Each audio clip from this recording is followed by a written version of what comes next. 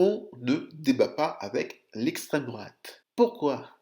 Tout simplement parce qu'on ne peut pas.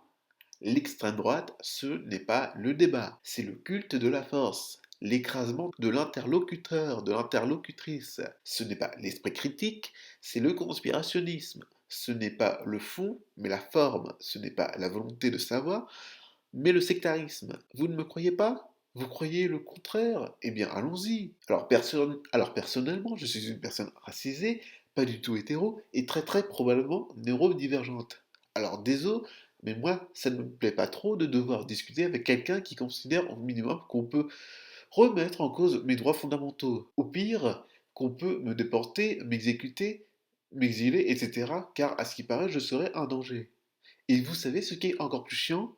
C'est non seulement de voir des personnes qui n'ont pas ce risque-là, de faire des injonctions à débattre avec l'extrême droite, à des individus qui, par contre, eux, peuvent être en danger. Mais également le fait que ces personnes qui ne sont pas ciblées par l'extrême droite trouvent ça ok de débattre sur nos droits fondamentaux. Un, ah oui, logique. Deux, l'extrême droite est fondamentalement conspirationniste et anti-esprit critique.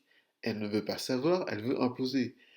Sérieux, quoi. Vous pensez qu'on peut réellement débattre avec des personnes qui inventent des fausses histoires, qui trafiquent et tordent des études statistiques, historiques, scientifiques, qui dénoncent les réflexions intellectuelles? Je vous rappelle que ça fait depuis la Révolution française que les réactionnaires sont comme ça. Et ça fait depuis la Révolution française qu'on leur apporte des preuves contraires qu'elles ne peuvent ni nier et qu'elles sont incapables de contredire. C'est pas demain qu'elles vont subitement se rendre compte de leur connerie suite au débat avec Mélenchon, hein. Et elles sont dans la logique dichotomique avec moi ou contre moi. Et ça, même si vous êtes sympathique avec.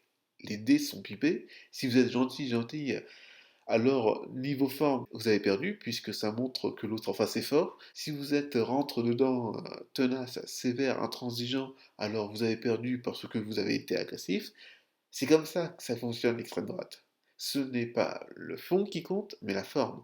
Et elles ne veulent pas avoir raison, mais sembler avoir raison.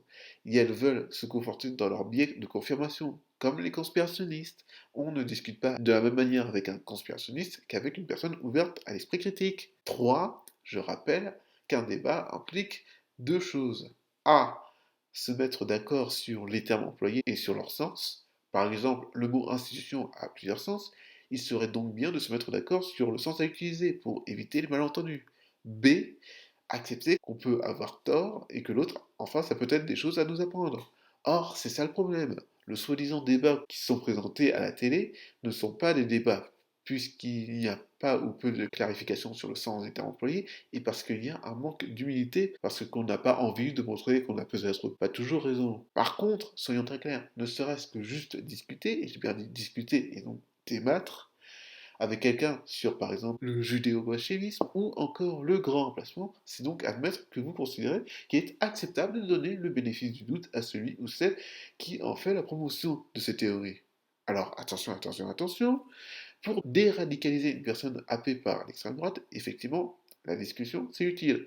Mais, un, j'ai encore une fois dit discussion et non débat, car encore une fois, je le répète, débattre, c'est accepter que l'interlocuteur, l'interlocutrice a peut-être raison.